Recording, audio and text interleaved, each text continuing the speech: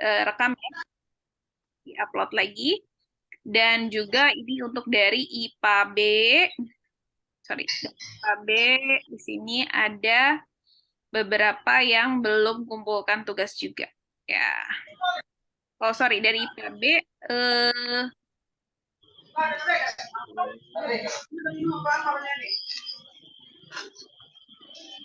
ya, IPA B untuk tugas yang pertama ini masih ada yang belum dikumpulkan karena seharusnya ada 30 orang ya di dalam kelas B, maka ini masih ada sekitar berapa lagi nih?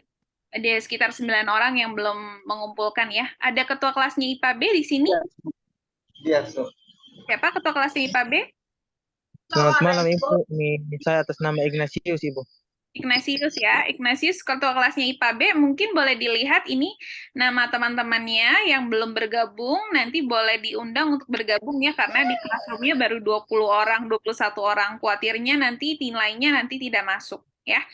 Lalu terima kasih untuk adik-adik yang sudah ini ya, sudah mengerjakan tugas yang kemarin saya bagikan di WhatsApp. Kemarin ada yang tanya juga, Bu, belum bisa ngupload ya, betul ya. Jadi saya tadi barusan buka supaya agak panjang pengiriman tugasnya, adik-adik bisa kirimkan sampai minggu depan. Jadi hari ini kita bahas dan kita akan nonton beberapa videonya untuk membantu adik-adik untuk lebih memahami lagi tentang apa yang dikatakan sih sama Bapak ilmu pengetahuan ya, Bapak Aristoteles.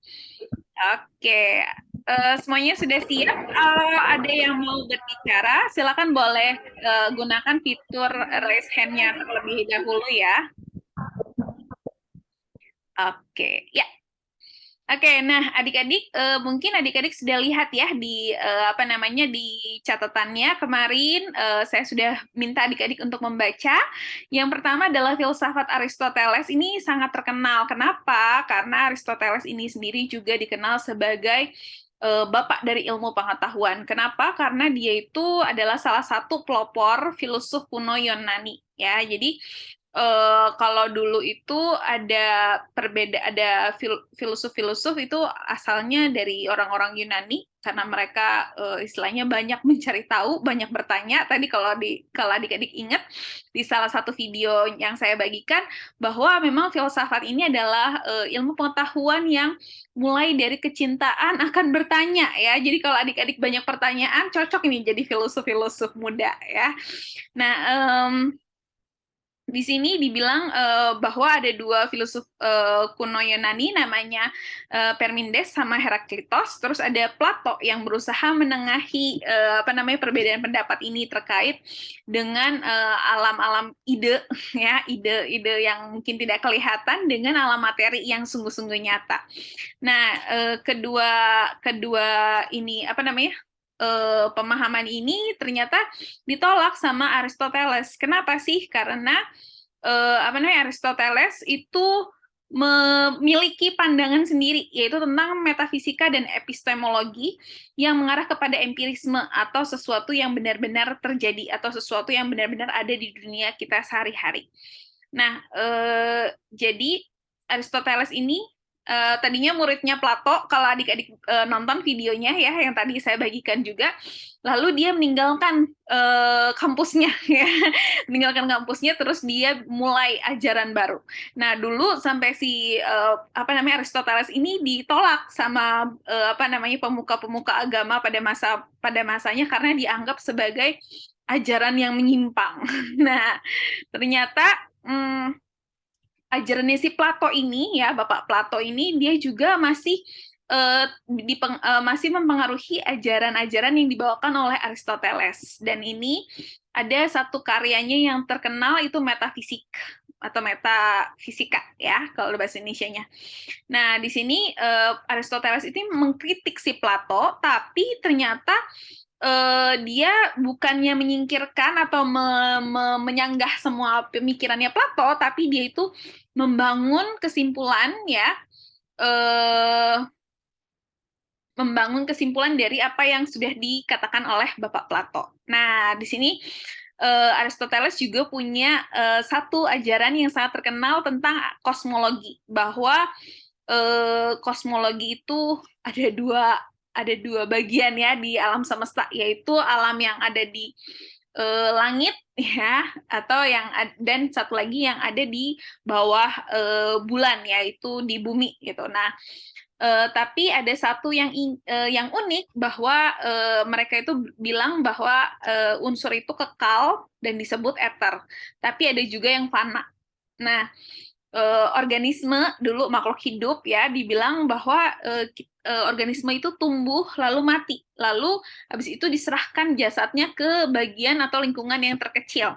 Mungkin ada yang tahu kalau misalnya adik-adik di pelajaran biologi ya, bahwa makhluk hidup nantinya ketika sudah hidup lalu dia mati dan dia akan dikomposisi. Nah, itu salah satu dari ajaran yang mungkin akhirnya berkembang menjadi ilmu biologi.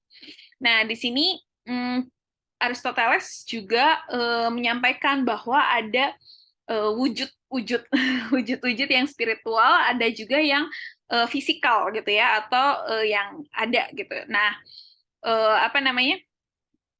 Kalau dulu ajarannya masih dengan dewa-dewa ya, kalau di Yunani, maka dari itu apa namanya? ajarannya Aristoteles ini sangat terkenal sekali karena berbicara tentang adanya kekuatan yang lebih besar daripada manusia, alam semesta, dan konsep Tuhan ya, Tuhan bukan hanya Tuhan Yesus atau Allah atau yang lainnya, tapi di situ dibilang bahwa ada sesuatu kekuatan yang sangat besar yang bisa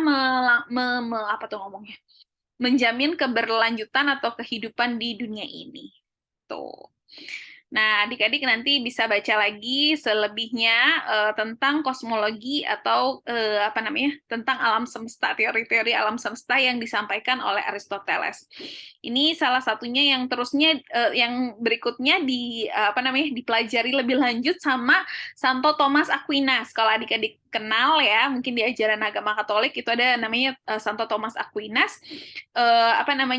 Dia mengutip perkataannya Aristoteles bahwa sebenarnya ada Tuhan di dunia ini. Kenapa? Karena dari zaman dahulu sudah ada kepercayaan bahwa bumi ini digerakkan oleh kekuatan yang lebih besar. Nah, ini yang yang akhirnya juga dikembangkan menjadi ajaran-ajaran berikutnya, atau mungkin pemikiran-pemikiran berikutnya, bahwa sebenarnya sains itu bukan sesuatu yang abstrak, tapi dia mempelajari apa yang ada di lingkungan kita atau apa yang terjadi di sekitar kita. Nah, Thomas Aquinas itu salah satu bapak gereja juga, beliau akhirnya menjadi pengikut setianya Aristoteles gitu. Nah, adik-adik bisa baca lebihnya. Lalu Aristoteles ini selalu bertanya ya tentang apa sih yang ada di bumi itu, apa sih kenapa ini bisa ada dan untuk apa ini ada ya. Nah, wujud itu seperti apa ya, dan kalau yang abstrak itu seperti apa. Nah, akhirnya Aristoteles ini mengembangkan sebuah ilmu yang disebut dengan metafisika, karena dia bilang bahwa ada kajian atau substansi fisik yang melampaui dari keberadaan itu sendiri, keberadaan barang atau mungkin organisme itu sendiri. Nah, di situ makanya ada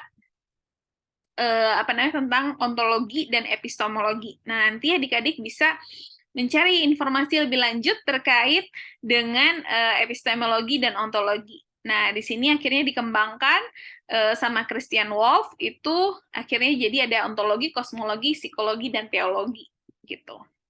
Dan akhirnya teologi itu dikembangkan lagi menjadi ilmu ketuhanan, atau nantinya akan berkembang menjadi ajaran-ajaran yang teologis atau dibawa ke gereja.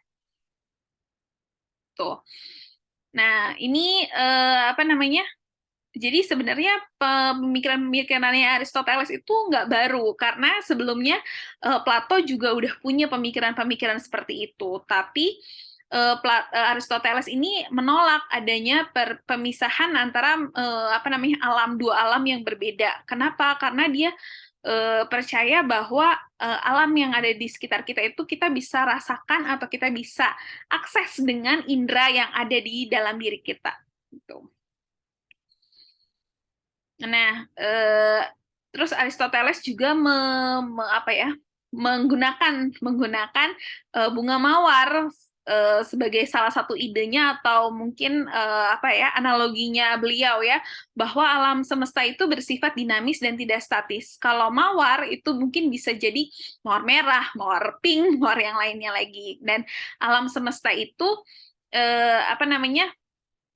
tidak kaku atau tidak baku. Dan di sini dia juga menjadi salah satu cikal bakal ilmu pengetahuan yang mungkin adik-adik sangat suka, fisika. Kalau saya sih susah banget ya fisika, tapi ternyata dari zaman Aristoteles ini sudah ada nih bahwa materi itu tidak dapat bergerak dengan sendirinya. Kalau adik-adik ingat waktu belajar fisika waktu SMA, ilmu energi, kekekalan energi ya. Nah, ini salah satunya yang akhirnya didalami lagi dan akhirnya nanti menjadi ilmu fisika gitu. Jadi memang sains atau IPA itu sangat dekat dengan filosofi. Kenapa? Karena isi filosofi ini banyak nanya gitu ya. Jadi adik-adik juga harus banyak nanya gitu. Nah, di sini Aristoteles juga menceritakan bahwa alam itu nggak terjadi secara sia-sia seperti yang dulu kita tahu ada namanya ini Big Bang ya, Big Bang teori atau teori yang ada terjadi tubrukan dan akhirnya bumi itu diciptakan gitu. Nah, jadi Aristoteles ini juga menggunakan argumen teleologis di mana dia selalu mengagumi ciptaan-ciptaan Tuhan. Terus dia juga punya argumen kosmologis, bagaimana hierarki atau wujud itu alam semesta itu saling berkaitan gitu. Dan memang dia bilang bahwa ada dua hal yang tidak dapat musnah, yaitu perubahan dan waktu. Kalau adik-adik masih ingat ilmu fisika juga, ini juga ada di ilmu fisika. Jadi memang Aristoteles itu sering dikagumi oleh banyak filosof-filosof dan bahkan sampai sekarang dia dibilang sebagai bapak ilmu pengetahuan, salah satunya karena hasil pemikiran-pemikiran ini dia kemukakan dan dia pertanyakan lebih lagi ya. Nah, di sini adik-adik juga bisa lihat bahwa ada tentang gerakan, terus juga ada tentang gerak melingkar. Pokoknya dia selalu bertanya akan segala sesuatu yang ada di lingkungan dia sehari-hari. Ya, mungkin kita nggak akan bertanya lagi kenapa ini oto dia jalan lurus, kenapa ini oto dia bisa belok, kenapa ini tali dia bisa taputar gitu ya. Atau tapi si Aristoteles ini suka banget bertanya dan dia bisa menemukan hal-hal yang mungkin waktu itu orang-orang belum sempat pikirkan atau belum sempat teliti lebih lanjut. Nah, saya yakin nih sebenarnya di Sumba itu banyak pemikir-pemikir yang seperti Aristoteles ini yang selalu bertanya-tanya. Tapi mungkin karena kebudayaan di Sumba ya dari zaman dahulunya tidak tertulis, maka tidak jadi nih ada terkenal ya. Mungkin ada umbu Aristoteles gitu. Kalau sejak zaman dahulunya di Sumba itu sudah ditulis ilmu pengetahuannya gitu. Nah, jadi makanya itu kenapa sih di ilmu pengetahuan atau adik-adik kuliah itu harus banyak nulis, harus banyak mengungkapkan pendapat. Ya karena ini adalah proses ya bagaimana adik-adik menemukan ilmu pengetahuan mungkin bukan sesuatu yang baru lagi ya, tapi di mana adik-adik bisa berdiskusi, terus juga adik-adik bisa mengkonfirmasi apa yang adik-adik pikirkan atau mungkin penasaran ya. Dan nanti juga di sekolah atau di kelas adik-adik juga harus memfasilitasi yang seperti itu karena nyatanya anak-anak kecil itu penuh dengan tanda tanya. Kadang-kadang kita yang orang dewasa kita yang putusin, jangan tanya-tanya, kok jangan tanya-tanya, kok dengar saja ibu guru bilang apa begitu ya. Nah, itu jadi harapannya adalah adik-adik nanti bisa ketemu nih Aristoteles muda ya, atau adik-adik juga bisa menjadi Aristoteles muda yang penuh dengan rasa ingin tahu, mencari tahu apa yang mungkin selama ini adik-adik belum tahu atau belum pernah baca ya. Dan sekarang dengan adanya ilmu pengetahuan, internet, adik-adik sangat mudah untuk mengakses ilmu pengetahuan. Jadi harus dimanfaatkan dengan baik ya. Kata logika tidak dikenal oleh Aristoteles. Jadi zaman dulu itu belum terkenal tuh Aristoteles. Oke, Estonius mau bertanya? Silakan.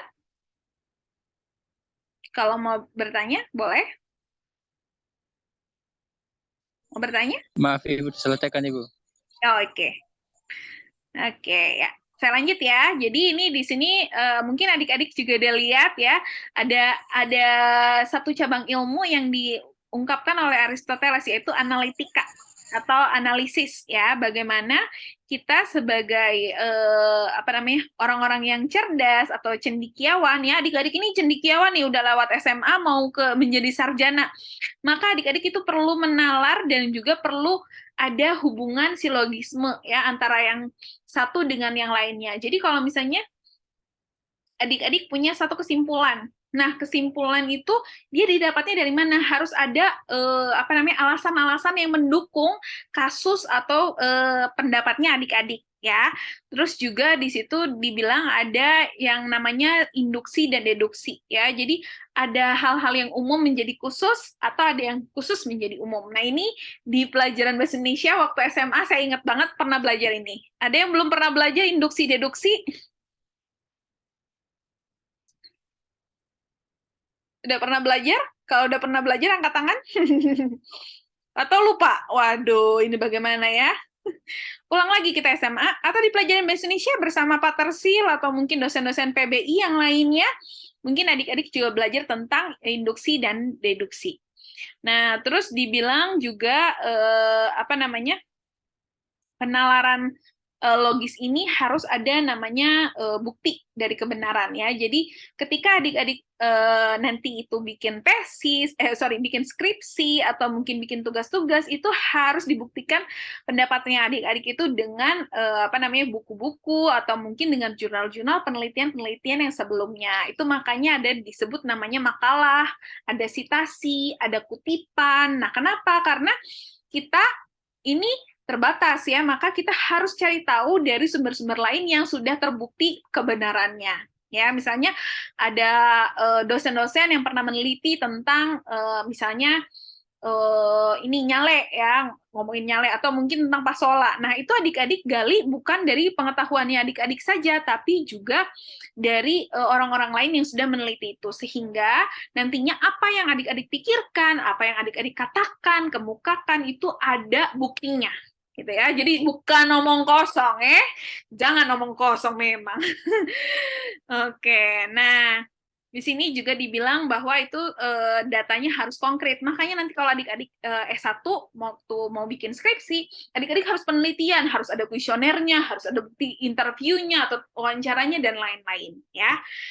Tuh. Nah, nanti berikutnya juga kita bisa mencari tahu tentang hipotesis-hipotesis apa yang sebelumnya kita nggak ketahuin, terus nanti kita bisa cari tahu. Dan ini disebut apa namanya dengan logikanya atau teorinya si Aristoteles itu prior analytics ya, teori silogisme. Jadi kita punya penasaran, rasa ingin tahu. Misalnya kita mau tanya nih, telur kalau direbus itu bisa matang? Jawabannya hipotesis kita atau dugaan kita apa? Telur kalau direbus bisa matang, bener nggak? Bener ya, misalnya telur kalau direbus bisa matang. Nah, tapi kita harus buktikan direbusnya berapa menit. Direbusnya pakai air atau pakai minyak misalnya, ya. Atau mungkin direbusnya itu dia pancinya ditutup atau tidak. Nah, itu kita harus buktikan. Nah, maka dari itu dibilang bahwa sains itu memang sesuatu yang sangat logis. Kenapa? Karena dia harus ada buktinya. Nah, ada juga dua kaidah fundamental yang disampaikan oleh Aristoteles, yaitu prinsip kontradiksi. Jadi nggak mungkin sesuatu itu bisa benar dan salah sekaligus.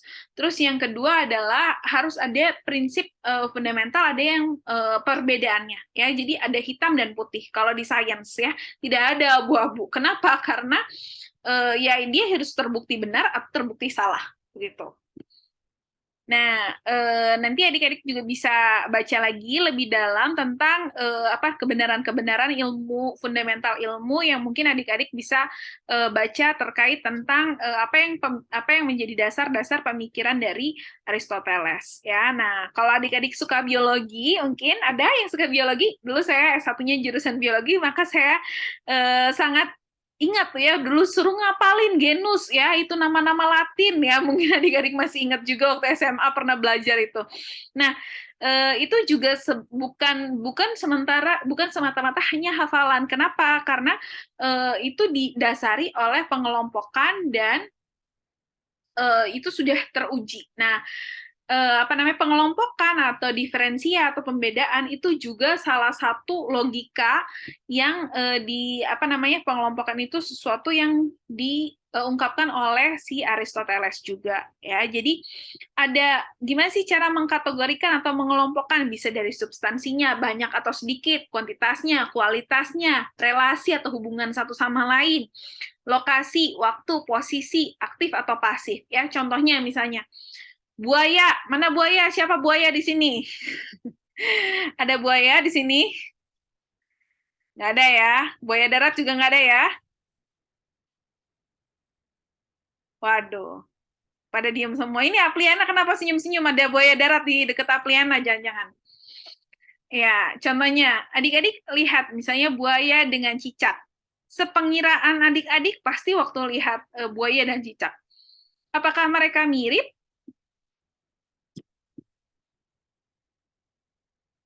Ada kemiripannya antara buaya dengan cicak?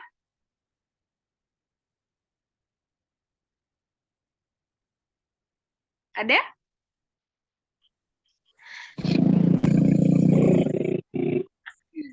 Iya, Tidak ada, Bu. Tidak ada. Tidak ada.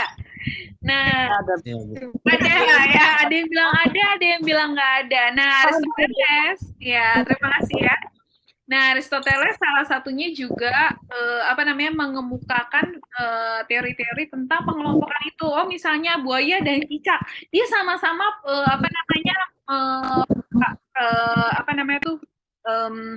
reptil misalnya ya, atau mungkin dia itu sama-sama bertelur misalnya. Nah, dari situ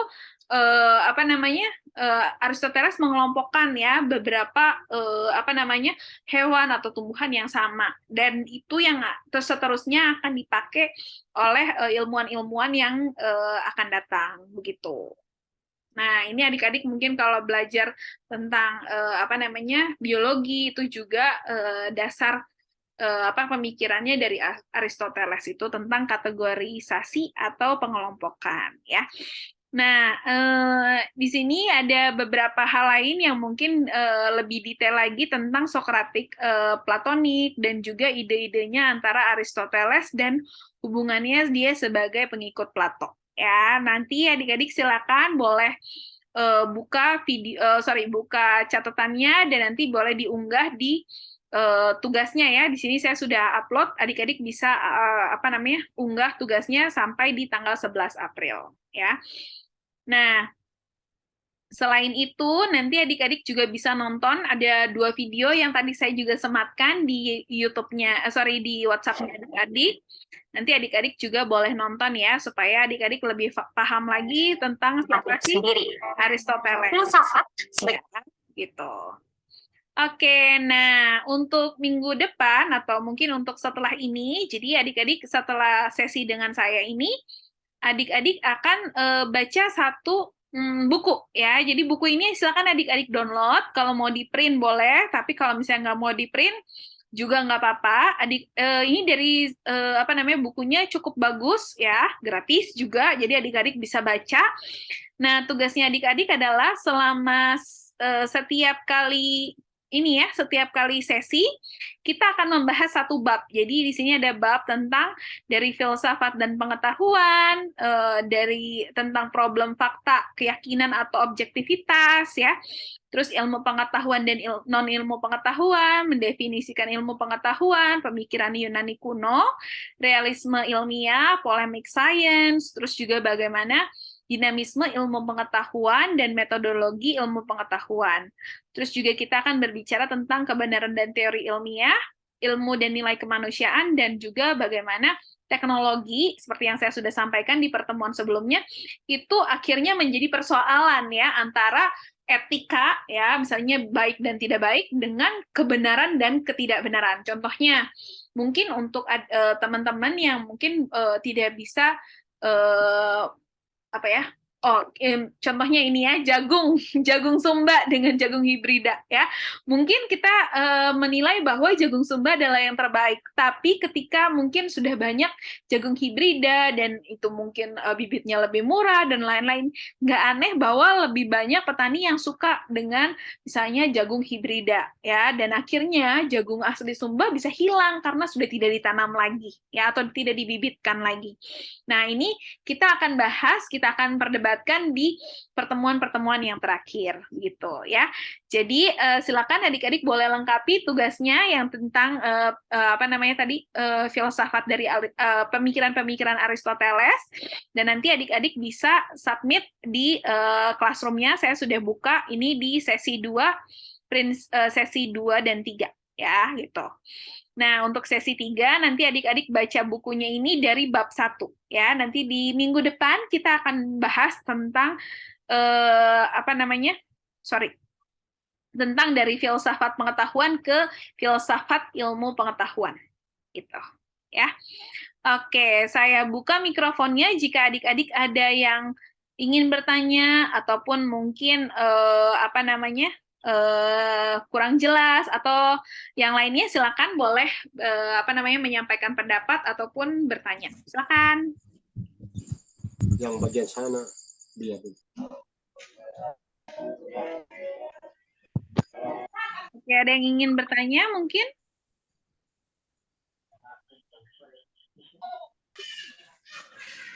Ada yang ingin bertanya? Silakan kalau ada yang ingin bertanya. Oke, sambil berpikir mungkin ada yang mau menyampaikan pendapat atau mungkin mau sharing tugasnya juga boleh ya, silakan. Nah, sambil tunggu teman-temannya mungkin untuk cari inspirasi mau nanya apa atau mau berdiskusi apa, silakan adik-adik boleh nyalakan kameranya ya, saya akan ambil foto untuk absensinya.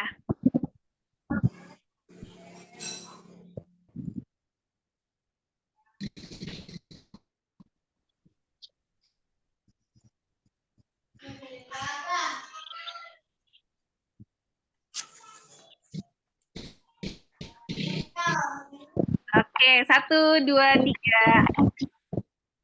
Oke, kita ambil di layar kedua ya. Serlianti, Arya, Anita, belum menyalakan kameranya. Angela Gunu, 1, 2, 3. Oke, good. Thank you. Oke, ada yang mau tanya atau menyampaikan pendapat? Boleh ya, masih ada waktu 5 menit lagi. Untuk tugasnya minggu depan baca dari bab 1 buku Filsafat Ilmu Pengetahuan ya. Bukunya sudah saya taruh di Google Classroom-nya. Kalau ada pertanyaan boleh nanti japri di WhatsApp grupnya. Boleh langsung di WhatsApp grup aja ya, biar teman-temannya tahu juga. Kadang-kadang kalau di WhatsApp pribadi mungkin tidak terbaca atau mungkin saya ke-skip untuk balas gitu. Oke, ada yang mau membagikan mungkin? Ada? Oke, kalau tidak ada, mungkin saya kasih tunjuk ya, ada beberapa teman yang tadi sudah upload tugasnya, ya, tidak perlu malu ya, benar atau salah, yang kita lihat adalah prosesnya bahwa adik-adik telah berusaha untuk membaca, juga menggali ilmu pengetahuan yang adik-adik mungkin sebelumnya belum pernah baca terkait Aristoteles ya. Oke, ini ada Arya Saingo. Ada Arya di sini? Ada, Ibu. Oke, halo Arya. Ini ya tugasnya Arya ya. Arya sudah meringkas tugasnya tentang prinsip dan kosmologi dan prinsip logika dari Aristoteles. Bagaimana Aristoteles memahami kosmologi sebagai itu ya, tadi ada kepercayaan, ada Tuhan atau ada kekuatan yang lebih besar yang mempengaruhi alam semesta ya. Lalu ada prinsip logikanya Aristoteles, itu ada prinsip silogisme, terus juga ada terkait tentang deduksi dan induksi, terus juga ada yang terkait tentang kategorisasi ya. Ini masih kurang nih kayaknya Arya, tugasnya masih kurang lengkap ya. Tidak apa-apa, nanti boleh diperbaiki.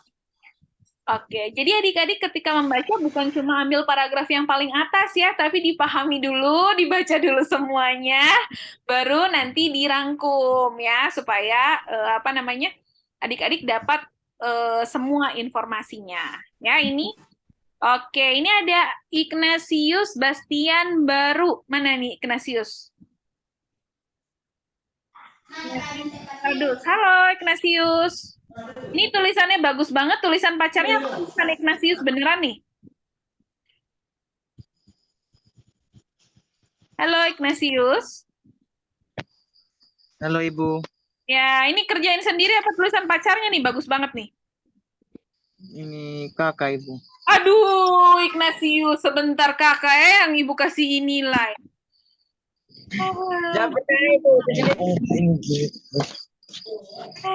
Ini yang kuliah siapa memang? Aduh. Silakan dihapus. Saya kembalikan ini tugasnya. Ini saya return nih. Kalau enggak saya kasih 0. Saya kembalikan dulu tugasnya. Silakan ditulis ulang ya. Tidak boleh kalau kasih kakaknya yang kerjakan sebentar nanti kakaknya yang pintar. Itu kakaknya yang kuliah. Oke ya, ini yang dari IPA A ada yang sudah kumpulkan juga dari IPA A. Oke, ada satu orang. Estonius. Ada Estonius di sini?